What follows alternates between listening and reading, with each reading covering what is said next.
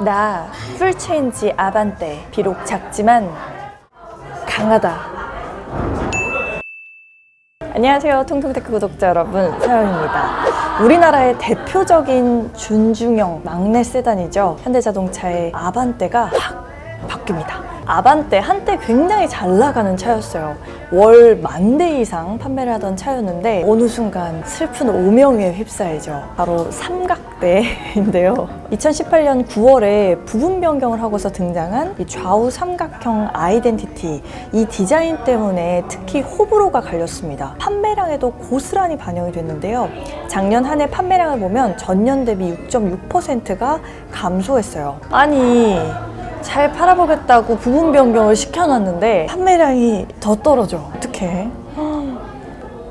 현대차가 가만히 있을 리 없겠죠. 저는 그래서 현대자동차가 이번 신형 아반떼에 굉장히 상품성을 업그레이드 시켜서 나오지 않을까 기대를 하고 있습니다. 그래서 한번 준비를 해봤어요.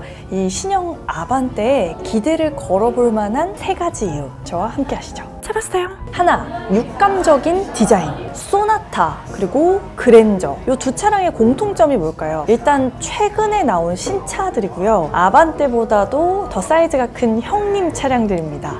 이 두 차량이요, 또 하나의 공통점이 있다면 바로 현대자동차에서 새롭게 바뀐 디자인 언어를 반영해서 만들어진 차량이라는 점이에요. 세 번째 주자가 바로 신형 아반떼입니다. 아마도 이번에도 역시 아주 눈길을 끄는 강렬한 디자인으로 무장할 것이다, 이렇게 예측이 되는데요. 이전보다도 더 날렵한 차체로 다가올 걸로 보여집니다. 자, 일단 차체부터요. 기존 모델보다 길고 낮아져요. 전장은 4650mm, 기존보다 30mm 정도 늘어나고요. 전고는 1415mm로 기존보다 25mm 낮아져서 날렵한 느낌을 줍니다. 측면부에서 봤을 때는 이 루프라인 쪽부터 후면부가 딱 아래로 떨어지는 그 형태가 소나타랑 상당히 비슷하다는 생각이 들어요. 둔탁하기보다는 아주 날렵한 그런 쿠페형의 차체입니다. 측면부의 C필러 부분도 보다 역동적인 형태로 변하는데요. 훨씬 각진 모양으로 등장을 해서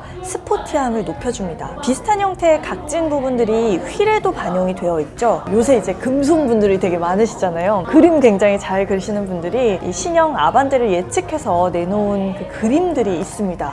요걸 한번 보실게요. 자, 독특한 모양의 그릴부가 좌우 대칭을 이루면서 전면부를 가득 덮었죠. 마치 수십 개의 날카로운 이빨이 박힌 것 같은 아주 강렬한 인상입니다. 특히 전면부에는요, 소나타와 그랜저에서 동일하게 또 발견이 되었던 라이트 아키텍처가 적용이 됩니다. 바로 히든 라이팅 램프인데요. 멀리서 보면은 이게 막 크롬 같고 아니면 막 그릴 같은데 가까이서 이제 보고 불이 들어오면 그게 램프가 되는 그런 아주 신선한 디자인 요소였어요. 소나타에는요, 전면에 크롬 부분이 그 선이 들어갔죠. 그게 바로 램프였고요. 그랜저에는 전면 그릴에 크롬, 그 면에 램프가 들어갔습니다. 소나타에서는 선, 그랜저에서는 면이 됐으니까 그 전에 아반떼는 점 아니면 짧은 선이 들어가지 않을까요? 후면부 역시도 싹 바뀌었는데요. 이 위장막을 씌워둔 상태에서는 확인이 쉽지 않은데 가운데 뭔가 이어진 형태가 눈에 띄죠. 역시 예상도가 있어서 한번 살펴봤는데요. 기존에 좌우에 떨어져 있던 램프가 하나로 이어진 형태를 보여주네요. 마치 소나타처럼 이 램프의 레이아웃이 완전히 바뀌면서 전면부 대비했을 때 좀 더 단정한 느낌을 주는 그런 형태로 변화할 것으로 보입니다. 이번 아반떼 실용성도 그렇고요, 첨단 사양도 이전보다 업그레이드 될 것으로 보입니다. 아반떼의 설 자리가 계속해서 좁아지고 있기 때문인데요. 사실 아반떼 하면요, 예전부터 뭔가 그 첫 차의 교과서, 첫 차의 정석, 이렇게 불리는 차였잖아요. 첫 차를 구매하려는 사람이 가장 먼저 떠올릴 법한 차량이었죠. 그런데 요새가 어떤 시대입니까? SUV의 시대로 접어든 나머지 이 첫 차를 아반떼로 사는 분들이 점점 적어지는 게 사실인 것 같아요. 경쟁자 한 명이 더 생겼어요. 그 이름하야 베뉴입니다.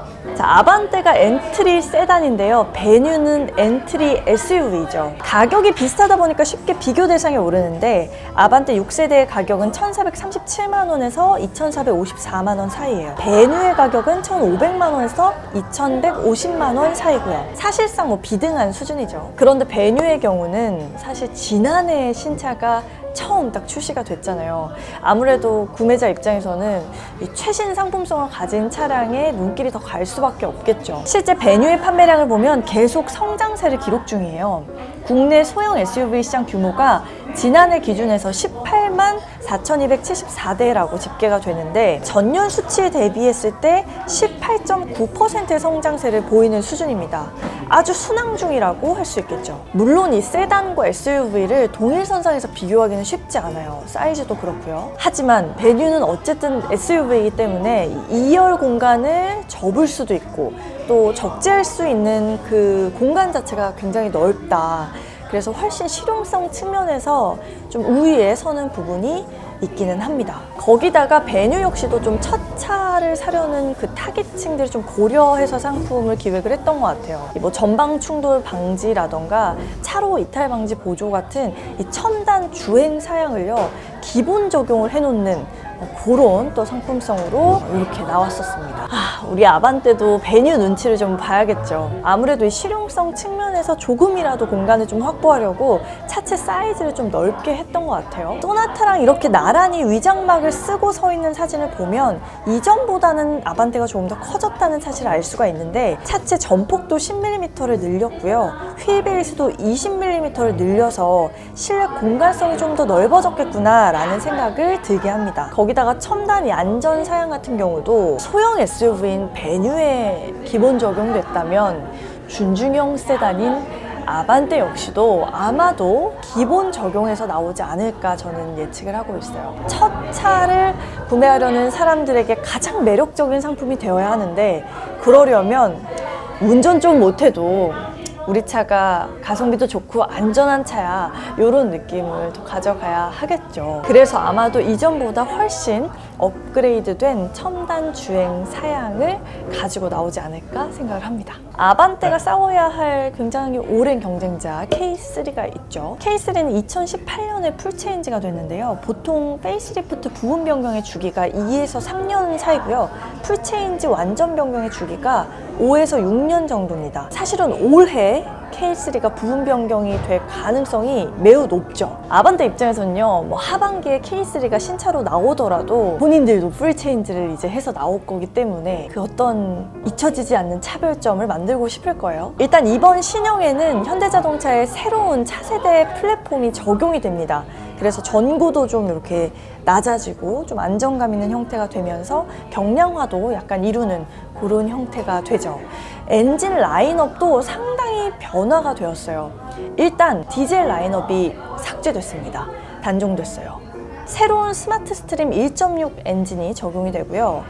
여기에 전동화와 고성능 라인업이 대거로 추가가 됩니다. 특히 이 가솔린 기반의 하이브리드 모델이 아반떼 역대 최초로 등장을 한다고 해서 아주 주목을 받고 있어요. 21km/리터 정도 수준의 연비를 목표로 개발했다고 하니까 와, 이거 정말 만약에 이렇게 등장을 한다면 거의 연비짱 뭐 이런 거 되겠네요. 순수 전기차처럼 이렇게 충전이 가능한 플러그인 하이브리드 모델도 개발 중인 것으로 알려졌습니다. 거기에다가 이 고성능 N9도 아마 추가가 될 것으로 보이는데요. 만약에 정말 이 N9이 나오게 되면 가솔린 1.6 그 터보 엔진을 달고 나올 가능성이 가장 높아 보입니다. 또 다른 차별화 포인트는 아마 이 실내의 고급감이 아닐까 생각이 들어요.